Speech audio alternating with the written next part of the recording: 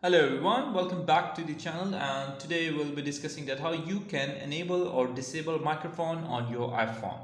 What you need to do is just go to your settings, and after going to settings just swipe up and you need to go to your privacy and security option.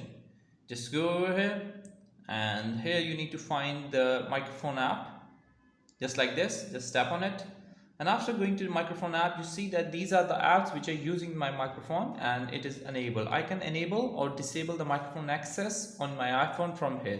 By enabling this I just need to tap on it and it will enable the microphone access, and by tapping on it it will disable the microphone access. Another thing, if you want to enable or disable the microphone in your Safari browser, just you need to go to your settings, and after setting you need to go to your app section. This is the setting option, and you need to find out the app option.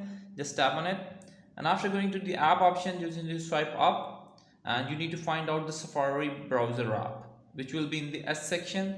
Just need to tap on it and open the Safari browser, and after opening this Safari browser just need to swipe up and find out the microphone in the Safari browser option. You see that there is a microphone option. Just tap on it, and yet you see that the microphone access on all website is asked. What it means that it will always ask me that if I want to allow the microphone access to that website or I don't want to allow it.